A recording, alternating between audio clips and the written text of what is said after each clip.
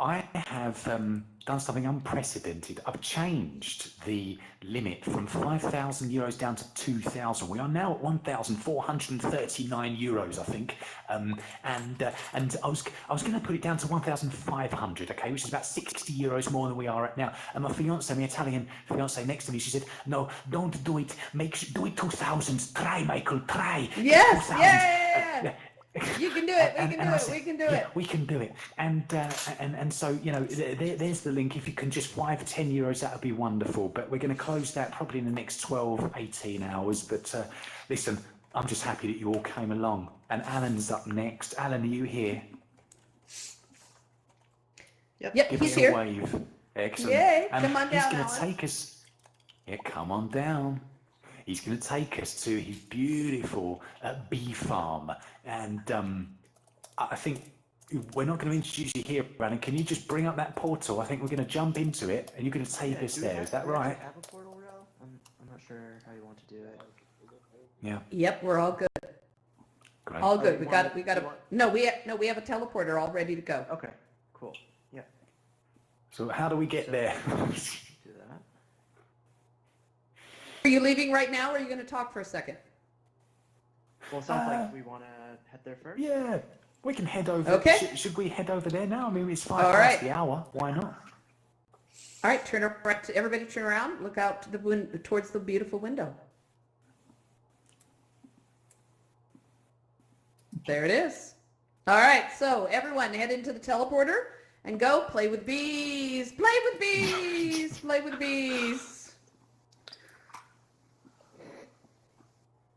Rami, just turn around and go into the teleporter right there. And let's get the camera. Donnie's Hey, on the Jim. chat. Hey, how's it going? Good. How are you? Now everybody's leaving this space. So are you wanting to go to the bee thing? Oh, sure. Okay. Then I'm going to stay in the room. People that are expecting the people. Oh, that's to okay. go I up. thought you were going to head there. If you wanted to chat with me, we can chat now, too. Oh, that's okay. Don't miss the bee thing. We can catch Oh, that's up all right. anytime. Oh, there'll be plenty of time. Okay, camera, head in there. But yeah. Thank I just wanted to catch up with you and see. Thanks for helping on this hour. That was very nice of you. Not Thank sure if you. you're going to have flight, but you can stand on the rocks. All right, just click on it and go in. Rail's directing. Now, do I still have an echo? I'm waiting for Should I the have an camera echo? bot to I don't get think to so. teleport in there. Okay, good. Just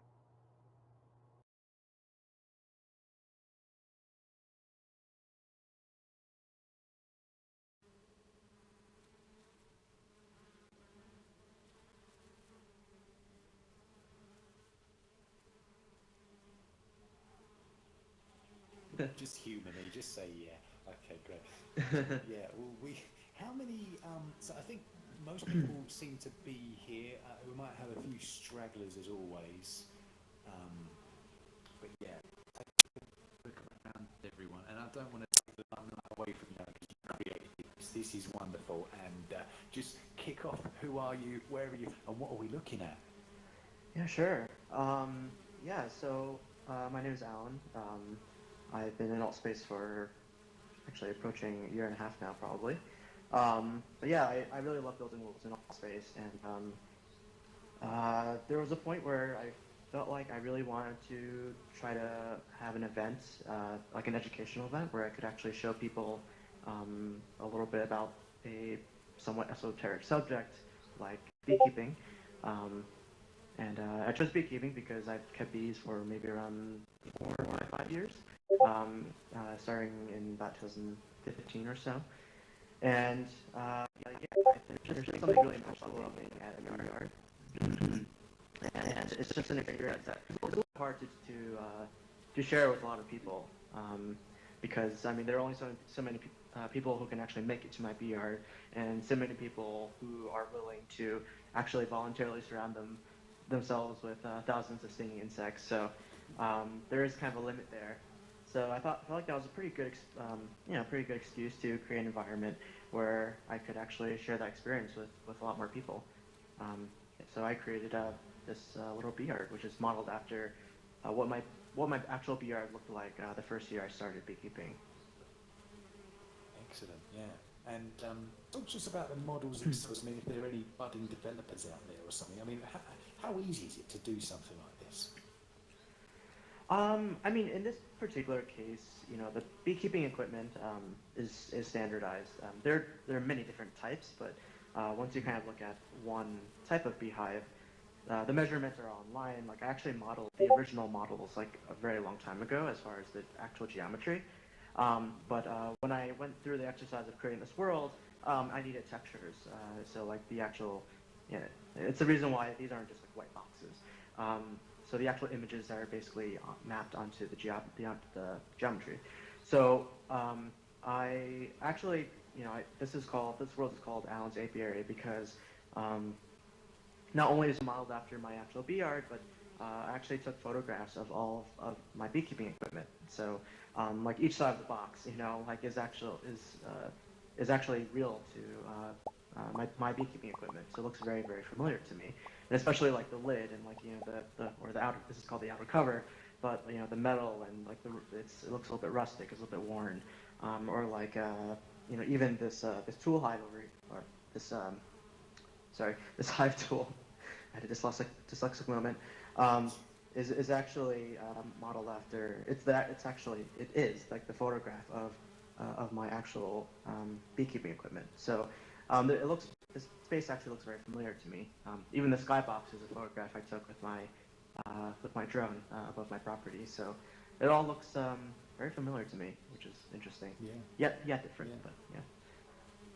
Did you? I mean, okay. So that obviously there are obvious reasons why you do that, to try and recreate where your familiar surroundings. Did you consider maybe adding some things that were totally different to what you were familiar with, or not?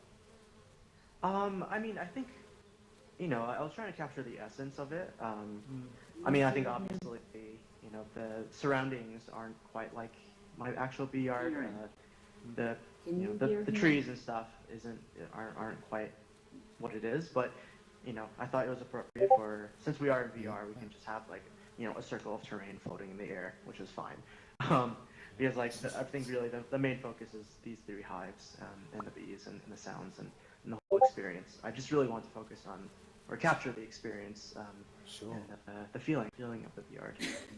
Well, I've never experienced anything like this. And one final question before we get a bit deeper into all the equipment going on here, which is going to be great for language learners as well. I think we're recording this potentially for future watching for people to learn from. So we'll cover that in a moment. But in terms of I mean, who uses this audience? You mentioned that you're in Altspace, you've been here for some time. Do you show this to school students? How do you try to get this out there? Because people need to see this.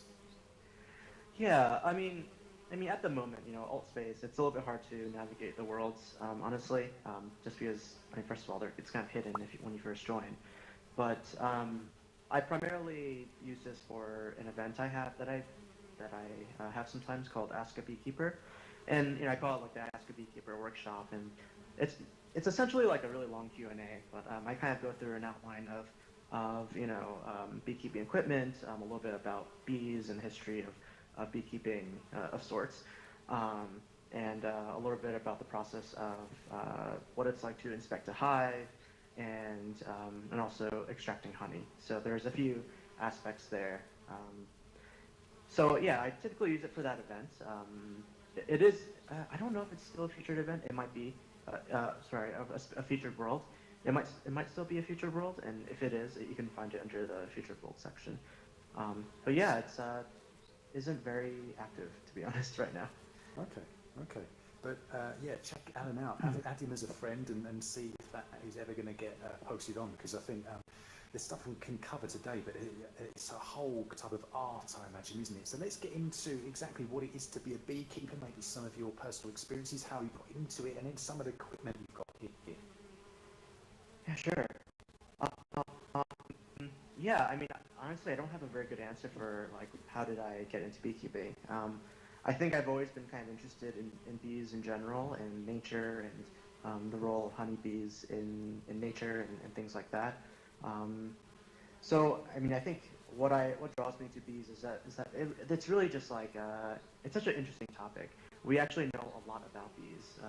In fact, we probably know more about bees than we know about any other insect, as far as not just like the anatomy, but like how a colony functions and the behavior of a colony, which is really what is really fascinating about honeybees, I find, because a honeybee is just one little bee in a beehive, which is, there could be tens, if not, like 20, 30,000 bees in a beehive.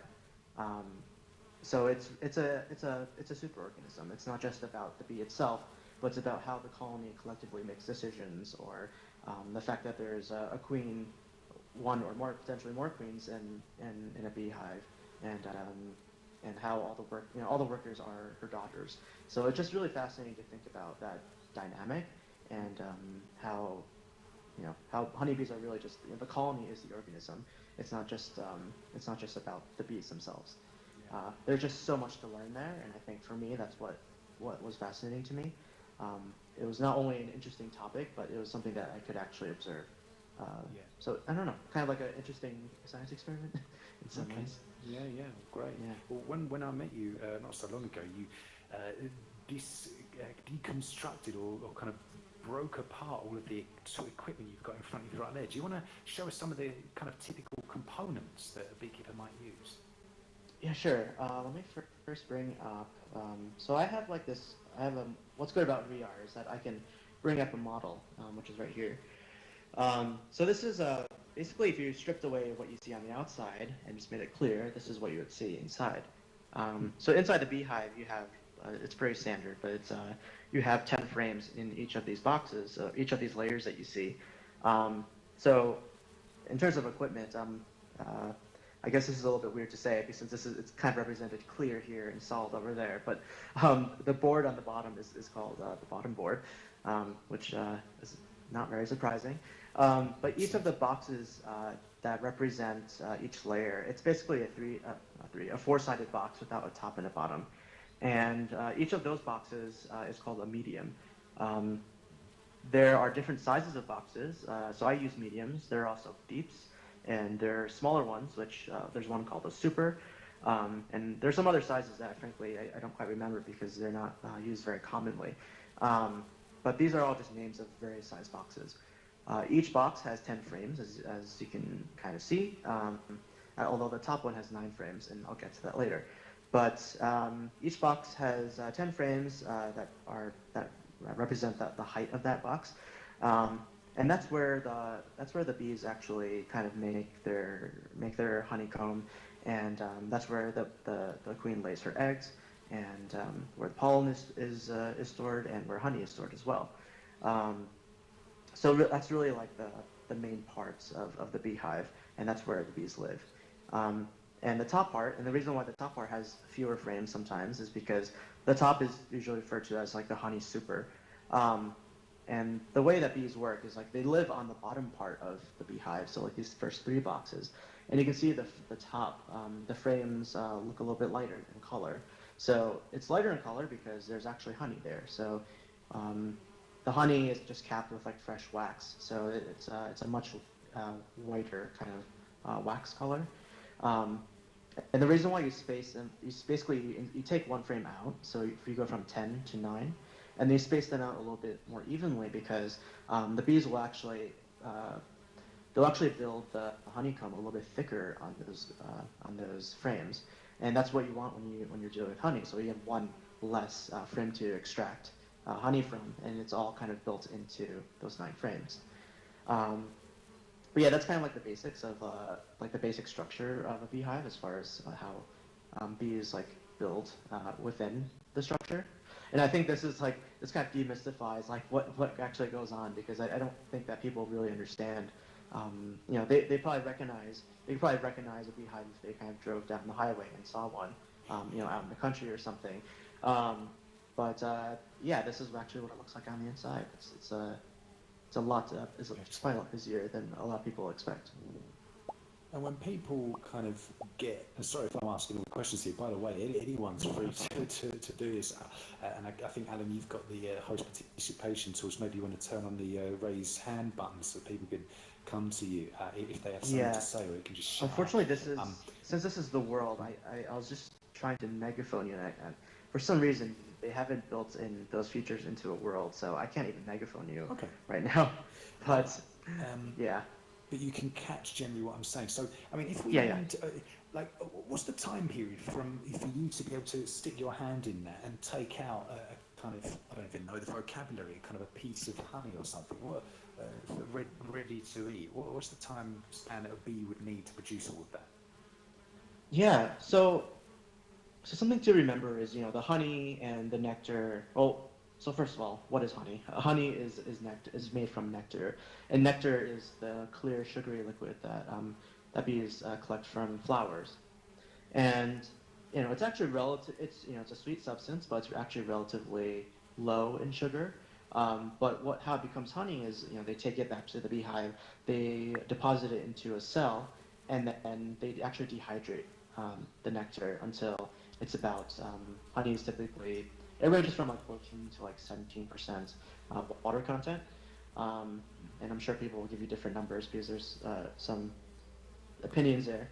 Um, but typically, it's around that percent for in order for it to be shelf stable. Um, but anyways, honeybees are always collecting nectar and honey. So actually, it could be just a few weeks after you install a brand new beehive, starting from scratch, basically, that you can actually find some honey in there. But that said, you probably aren't it's probably not a harvestable amount because you're just dealing with it's just because it's physically there doesn't mean that you should necessarily harvest. Typically, beekeepers will harvest. Again, we will actually harvest these top boxes, which we consider surplus honey. Bees actually do store honey in the main part of the beehive, where they raise the young and kind of quote unquote live. um, but you can kind of see the top as kind of the attic. It's kind of like the attic of the beehive, and that's where they store the surplus. So in that case, typically, depending on where you are geographically, in terms of whether it's a warmer climate or a cooler climate, you can harvest two or potentially even more times a year, or in some cases maybe just one time a year. But yeah, I know for me here in upstate New York, it can we could if once you have an established hive, you could probably harvest this top box maybe once in the spring and once in the fall. And when I say spring and fall, I actually mean really at the end of the season. I would harvest spring honey actually closer to July because at that point it's kind of done, right? It's all the nectar that they collected in the prior weeks, and it's kind of all capped and ready to go. Usually in July. Um, but yeah, I don't remember the question, but that's Yeah. No, that it was about the time spans. Yeah. yeah. In terms and I mean, what do you think as well as in terms of like actually the ethics around this? Because I was back in London for Christmas and I volunteered to cook Christmas Eve dinner, which I quickly regretted after I found out that my brother had become a vegan, like his wife, and my other brother's fiance is a pescatarian. And it was a nightmare trying to think what I could cook. And the vegans aren't eating honey. Is there anything like ethically you'd say with regards to actually what I said, maybe incorrectly, like digging your hands in and trying to take the honey? I mean, that's maybe completely, counter to what you might even want people to think in a place like this. Yeah, I mean that's a really good question. So there are a few things there. Well, first of all, like honeybees have been domesticated by humans for, thousands of years. I mean, it really started out as honey hunting actually before we really started to domesticate honeybees. And at that time, people were looking for bees, up in trees and in like hollow, kind of rotted out old hollow trees. Or in some climates, maybe it's like this honeycomb that kind of just sits on a branch, right? Um, and in that case, the way humans used to do it, they would actually, in order to get the honey, you'd basically have to destroy the hive. And that, I would say, we don't do that these days, but that was the only way to do it back then. But that's actually why, humans start to kind of domesticate honeybees, because we wanted to have these, we want honey, which was one of the rare sweet substances in daily life. hundreds of years ago. So we actually developed, the predecessor to some of these beehives is the skep, which is kind of like what you probably imagine when you imagine a beehive. And the skep is that thing that looks like an upside down, basket, right? It's kind of like a dome, kind of elongated dome shape. And it's literally just a basket that's upside down, and then there's maybe a hole in it, so bees could actually create their honeycomb inside. So those are some early beehives, but the problem still is that very often you have to actually destroy the hive in order to actually get the honey. Destroy the hive, as in kill the colony, essentially.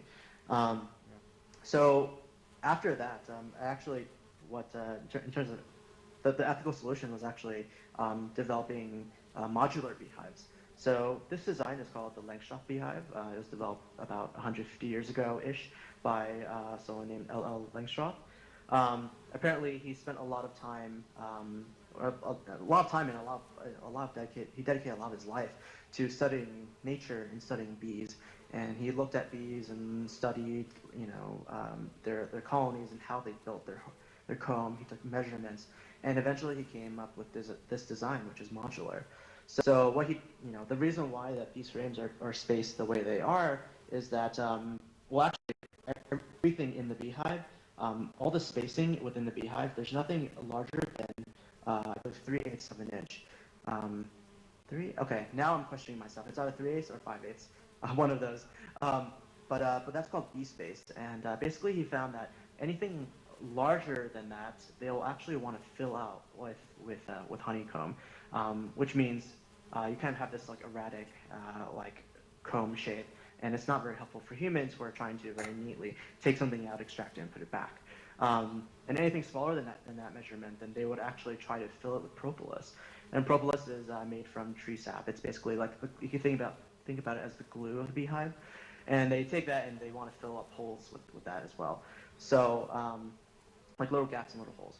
So keeping in mind bee space is very important, because it means that bees will tend to not build comb where you don't want it. So anyways, because there's a more modular design, and you don't have to kill bees. So that's one factor. Another factor is that this design, like I mentioned, we're actually harvesting the surplus. In this bottom portion of the beehive, the first three levels here, there can it's probable that there's at least 100 or more pounds of honey in this section alone.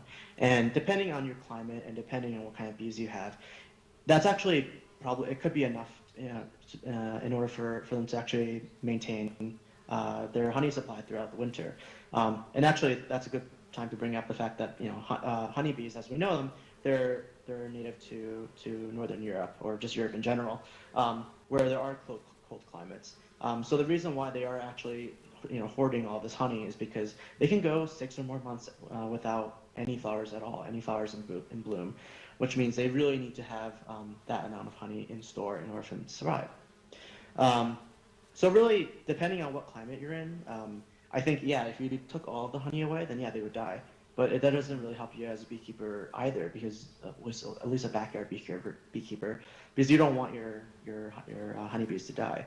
But that said, that's like, those are two different factors. But the other thing is that you have to look at beekeeping as a relationship between beekeeper and bees. These days, because of various reasons, honeybees are not doing well. And that largely has to do with the actions of humans in terms of industrial farming and all these things. So, the main problem is that there's kind of like a monoculture of bees in terms of genetics, and it happens just like with crops. And honeybees are that's what like CCD is, Klein-Claps disorder. It's a bunch of these days it's more of a bunch of issues happening to bees. Because the genetics are too similar. So if you have one pest, then like a wax moth, for example, which is one issue, it affects all of the bees essentially. So it's very much a relationship between the beekeeper and the bees. The bees really need humans to survive these days, and that's just unfortunate. That's unfortunate, but it's true. So if you look at it that way, and considering the fact that you are only ideally, in an ideal situation, harvesting surplus honey, then really you can think about it as like it's in some ways maybe you're actually helping nature and you're helping bees. Actually, it's interesting. There's a beekeeper in the town I'm in right now, and she I believe it's a woman, but she calls her. I guess she has like a small business, or at least she markets her honey. But she actually I think she calls it like the vegan beekeeper, because I believe, according to the name, she's vegan. But I think she believes that she keeps bees ethically, in a way where it's actually beneficial to the bees and not harmful. So I think yeah, it really depends. It's a really complicated subject, and there's even more there that I could go into, because like the main thing is commercial beekeeping is really, I think, is unethical to bees, because you're worried more about basically you're not even necessarily worried about your honey, but you're worried about basically pollination. So in that case, a lot of bees die because they're trucked all over the country, and a lot of farms use pesticides, and yeah, all of that is not, I don't think, is very ethical and not very good for bees, not good for the environment or anything. But if you keep bees on a smaller scale, the way that you should keep bees, then I think it is perfectly ethical. And yeah, that's my opinion on it. Fantastic, yeah. There's some great vocabulary that we're going to summarize very shortly. Any other questions? Does anybody have any questions for Alan at the moment? Otherwise, we're going to plow on. Raise your hand. Oh, we've got Margit. Okay. Is that you? Yes, it is. Alan, I was going to ask you, because you deal with bees constantly, and a lot of them, as you know, we are immersed here. What kind of protections do you take, and can you talk a little bit about what to do when you get a bee sting? Yeah. So personally, I'm not a fan of being stung by bees. There are some beekeepers out there who, like, I don't know, maybe they're just being tough or whatever, but they're like, oh, whatever, if I get stung, I get stung. But it hurts a lot. So personally, I like to just, you basically, I don't put on the full suit, but most beekeepers will at least wear a jacket. So I wear a beekeeping jacket, I put on gloves, and the jacket also has a veil on it. Basically, around your waist it's elastic, and around your wrists are also elastic. And you want to make sure that you definitely want to have your clothes tucked under there, and make sure your gloves go over your sleeve.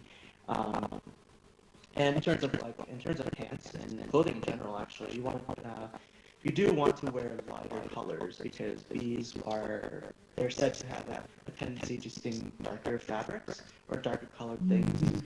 Thinking about a bear, right? Like if you have if you bring a fur coat into a bee yard and then start disturbing a colony of bees, they might actually start trying to sting that fur coat, because they're instinctually trying to attack something that's dark and furry, essentially. So you do want to make sure I have some lighter colored pants, and I have to make sure that I'm wearing longer socks too, so the socks go over my pants, so bees can't fly into your pants. That'd be really bad. So yeah, put on this. Make sure that's all set. Make sure I have the suit on. Make sure that all the zippers and Velcro are in place, or else I might end up with a beaky inside your veil, which happened one time, which was a little bit freaky, but luckily it was okay. If you remain calm, it'll actually be okay. It's funny because there are always bees very often there are bees on your veil, and then it's a little bit hard to realize whether they're in the inside or the outside. But you just remember, if you see their wings, it means they're on the inside. So that did actually happen one time. But again, luckily, I just very calmly walked away from the bee area, took the veil off, and then the bee flew out. So just need to remain calm in those situations. Yeah. So what was the second part of your question? Well, the second part was, thank you for answering that. The second part is, a number of years ago when I was teaching, we had a beekeeper come into the classroom that I was teaching first and second grade, and he was talking about, when he got stung, he said you just brush it off. And I wondered, is that the case? You just brush off the stinger? I haven't. So I don't. That's one of those questions where, from beekeepers, I've never really gotten like a solid answer. It's very different from if you Google it. If you Google it, they're like, oh, like, get tweezers or like use a credit card or use something and try to flick it off.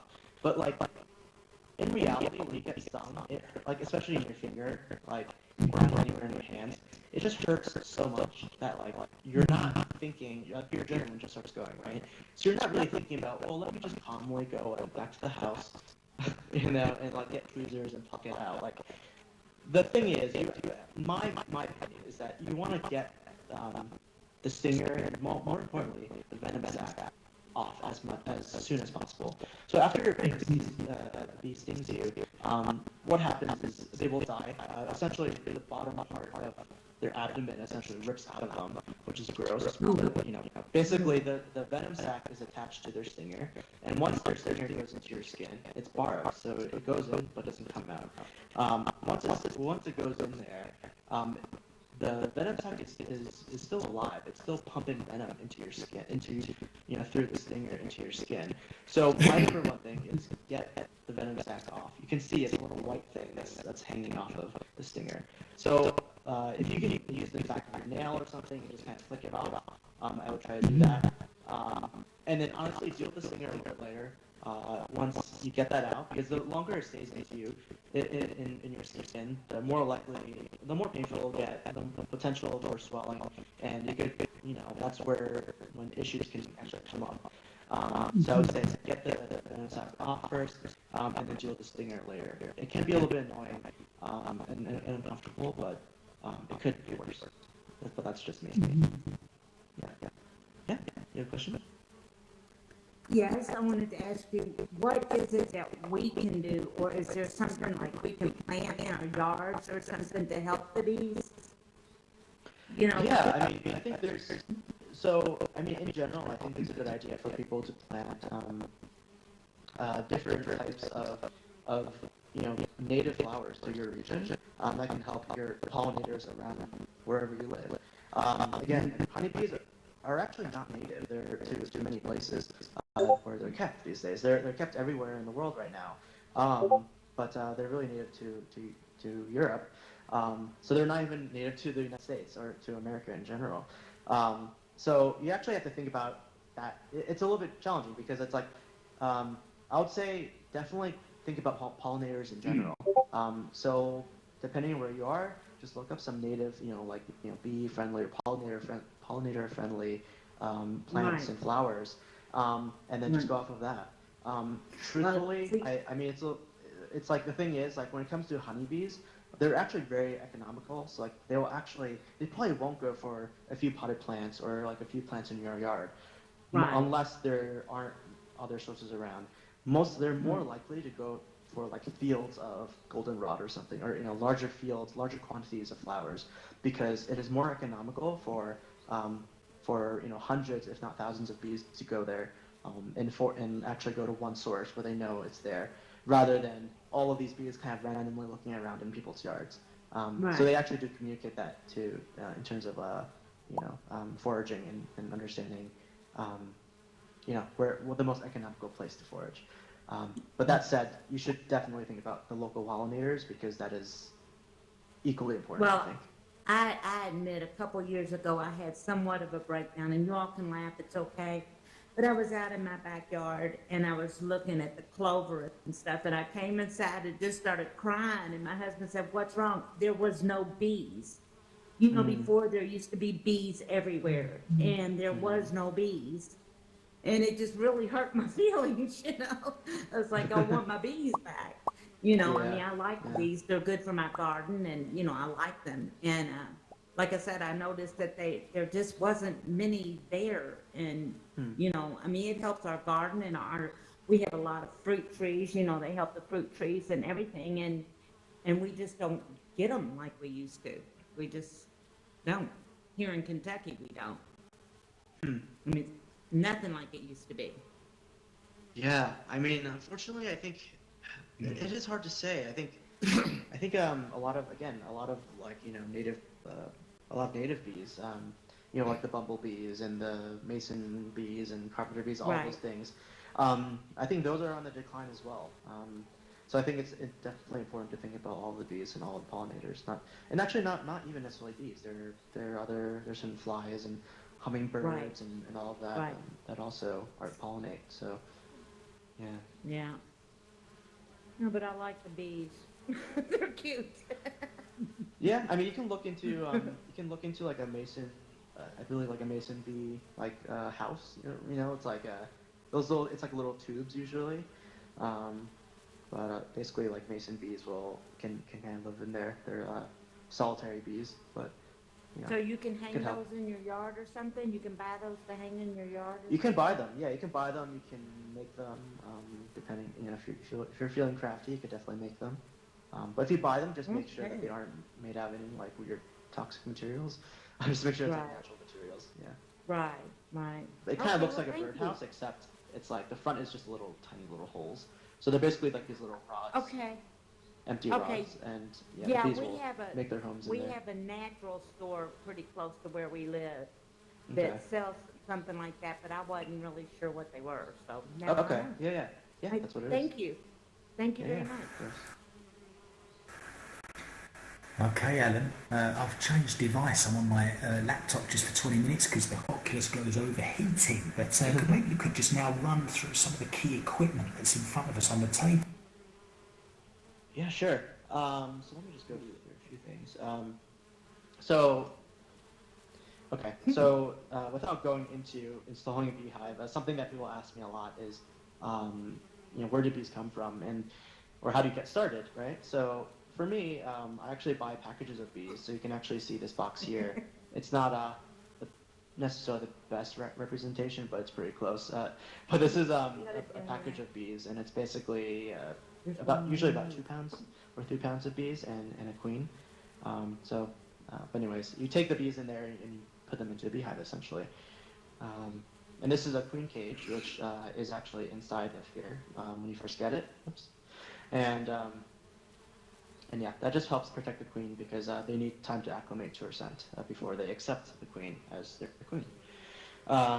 Okay, so this is a bee smoker, and it is used to when you're opening up the beehive. And there are two theories. One theory is that,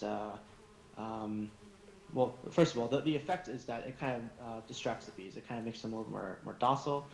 And there are two theories. One theory is that it kind of mimics this, or makes them think that there's a forest fire. So instead of worrying about some intruder, they gorge themselves on honey as if they needed to actually leave the hive. And the other theory, and maybe it's a combination of both, is that it kind of masks some of the scents and pheromones that are put out for communication.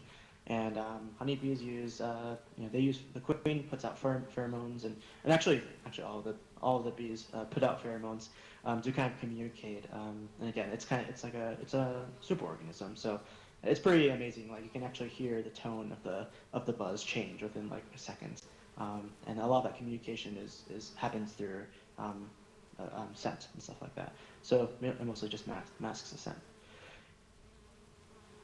This is a hive tool, and again, this is it's funny, like this is exactly the way mine looks. Like, it even has like a little stuff on the top, on the edge of it. But this is a hive tool, and it's used to kind of pry things open. When it comes to a beehive, everything is kind of stuck together. You might look at it and be like, oh, everything's kind of just stacked on one on top of the other. Won't it like fall over or something? And the answer is no. It's actually very much stuck together. And the thing that I mentioned earlier, propolis, again, that's kind of the glue of the beehive. So everything is stuck together with propolis. You really have to give it a good bang in order to take the pieces off. But I would normally kind of go like this, and I would take, this is the outer cover, I would take the outer cover off, and then I would take the inner cover off. Actually, the inner cover is very often kind of stuck on there, so I would jam the hive tool in there and kind of pry it open, and but then that would come off, and the hive tool again is handy when you want to actually pry the individual frames out, and they typically look like this when you take it out, like each individual frame. For this model, I have them kind of all grouped together. Yo, what's good? So it's easier to move around, but yeah, this is these are some pieces of the beehive. But this is a Excellent. fork So also. that's a fork as well, yeah. I like to use a fork when I'm harvesting. In terms of cost as well, and like financial costs, it's Alan. I mean, it's expensive. Yeah, I mean, I would say expect to spend maybe like $200 on beehives when you're first starting. Yeah. Um, Yeah. Actually, I do have one more thing, if I can find it. Actually, you can go ahead. I'm just looking through a few things to see. Yeah, so just to summarise, and hopefully you can't hear the fan too loudly in the background there, but basically just to cover some of the key vocabulary. So we use the word keep bees for anyone that's not a native English speaker. This is an English lesson as well, just to expose you to some of the key vocabulary that Alan has been talking about nature and beekeeping. So we say keep bees, obviously in the past that's I kept bees, and introduce a bee colony, or I think that's what you said, isn't it? Introduce the queen bee and some bees to the hive or the colony. Good, so we've got some keywords there. We've got the, what's the other things we said? Oh yeah, the nectar and honey as well, two important words for this subject. In terms of also, Alan, about introducing those bees to that, I mean, I guess they could be rejecting them, couldn't they? And what about disease as well?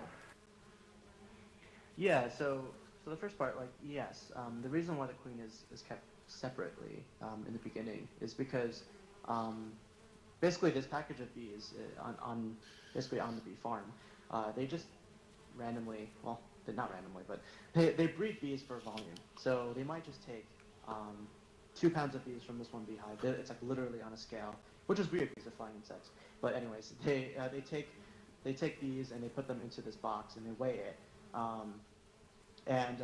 That's from one. How do bees fuck? That's really.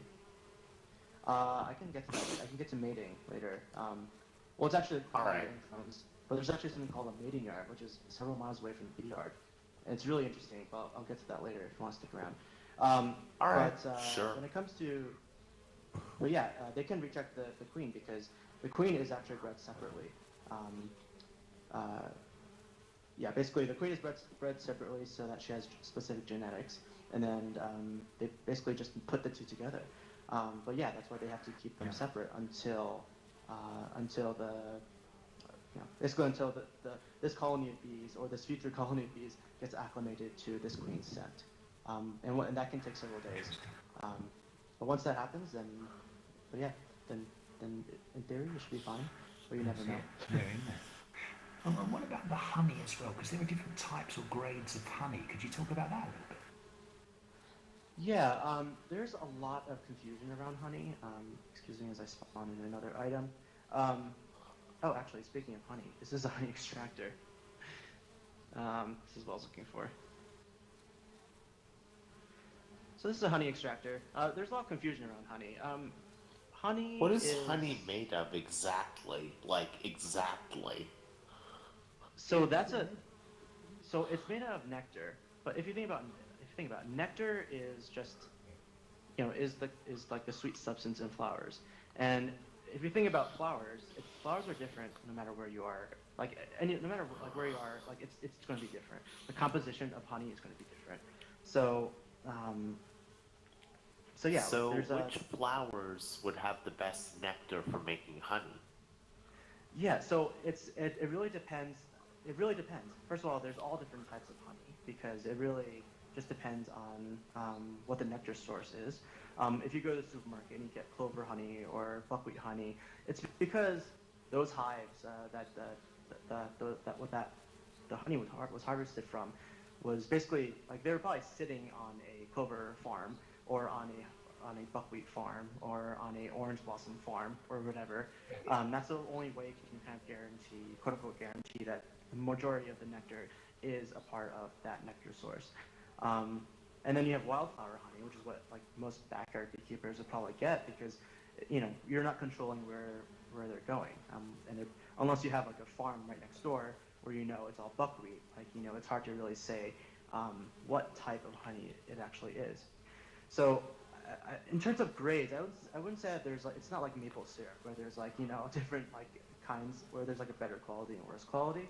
It really just depends on the type, and that really just depends on the source. And again, just kind of like with people say with wine, there's the idea of like terroir, and you have that same concept with honey as well, because you're dealing with this natural substance that you don't really have any control over, because there's just so many. You can't tell the bees to go harvest. I hate to interrupt, nectar but I have a there. question. Go ahead. Yeah. Is this an event? Because you seem a little too professional to be just some random We have any person questions? talking I'm not about to this. interrupt, am I? We are actually in an event right now, but we are in a world. Oh, So it's kind of okay. a combination. I think we stumbled upon the world, but while we have a little event going on. I've just been clicking whatever room has people. Excellent. Yeah. Okay. Can you?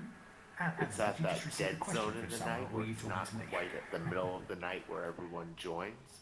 And it's not quite Oh yeah, there's someone. the middle of the someone day asking a either. question. Okay. Oh, sorry. Yeah, buddy, we're in the middle of a session right now. Thanks. Although his question was actually relevant, so which is cool. Anyways, yes. I'm that actually was about headed out. Have a nice event. Other things, Adam, what would you say to young people who want to get involved in beekeeping as well? I mean, obviously it might be quite dangerous to get them involved with these insects, or I don't know if you could even call them insects, creatures from the off immediately. What could you recommend for parents who might want to get their kids involved? I mean, honestly, there's you don't have to necessarily dive into keeping the insects, keeping the bees right away.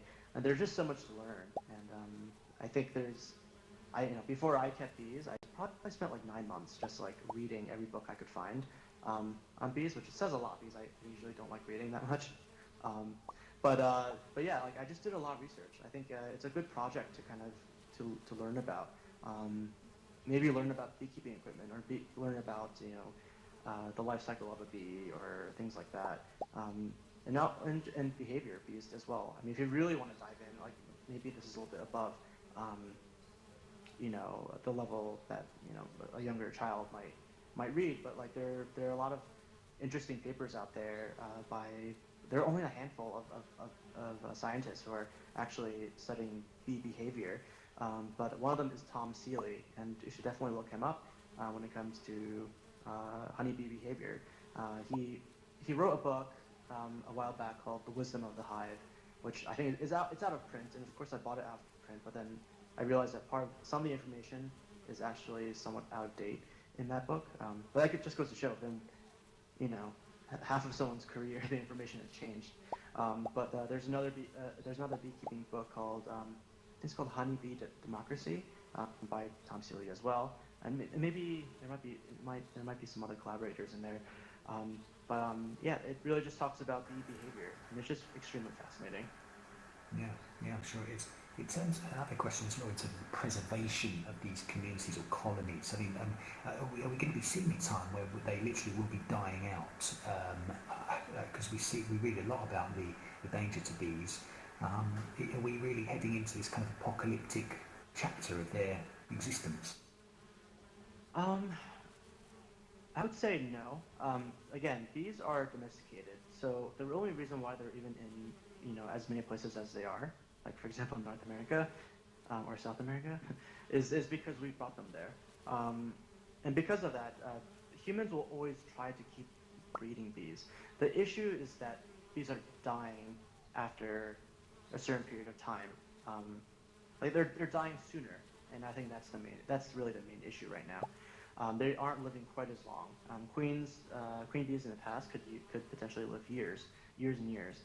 But these days, you're lucky if your queen bee will last, a year or two, or maybe 3, and they very often have to be replaced. So it really depends. Okay, fantastic. I don't think that is going to disappear. No, not overnight, and I guess initiatives like yours raise awareness as well of the importance of bees. So we hope that you can support people in getting the word out there, and you certainly have done with this experience. I guess what we could do now is recap on some of the key vocabulary. So Alan, can you just run through once again just the names of some of the equipment in front of you right there, and also the other the honeycombs over to your right, just for people to just focus their minds on the key vocab. Sure. Let's see. So I guess I can say, okay. So I mean, this is a bee package.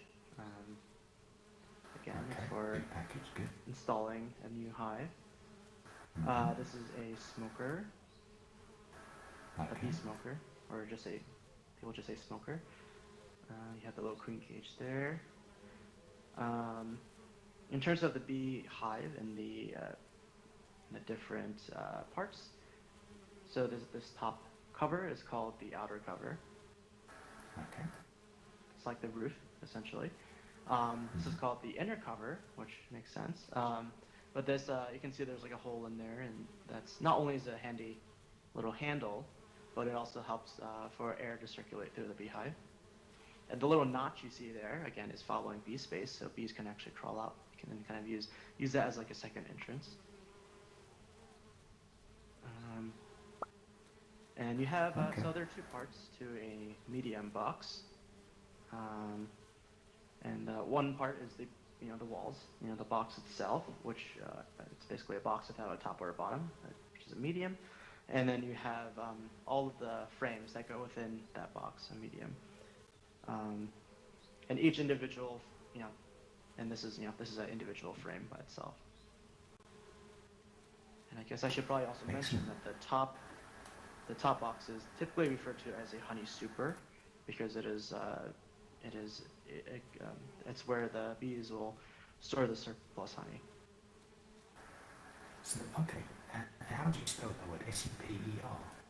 Yes. Excellent. I'm not quite sure why it's called that, but it is. Yeah. Okay, yeah.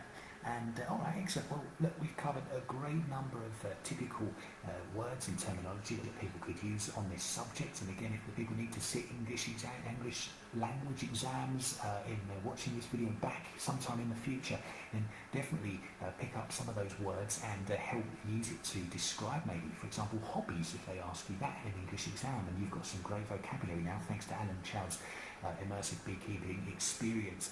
And some people have asked some great questions as well, so thank you, Karen. You asked some great things. We had Margie as well, I think, as well, and everybody else who has been here. And keep bees, of course, is that important verb, and in the past I've kept bees, K-E-P-T. We're going to begin to wrap this session up now, Alan.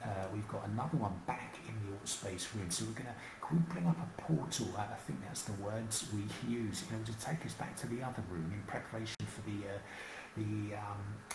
Rohit talk in 5 minutes. Can we do that? I think I should be able to do that, actually. Yeah, all right. Let's give that a go. Thank you very much. That was really informative. Thank you, Yeah, of course. Yeah, I'd love to join you again, Adam, and talk a bit more about how we can get some students in here, because I think this is... You can't absolutely, replicate. Alan. That was great. Would love to bring some students in here. Yeah. Yeah. Definitely get in touch. All right. Add me as a friend. There we go. Click to join. I have the portal here open. If you want to head back to the event. Thanks very much, Alan. Cheers. Is that all? I just click on the blue circle. Okay, 7, 8. Okay, great.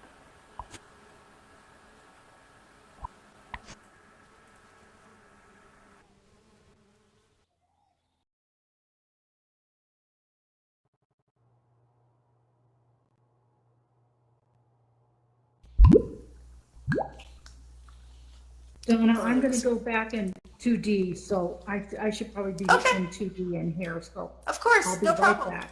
Yeah, Okay. yeah, no problem. Go for it. All right.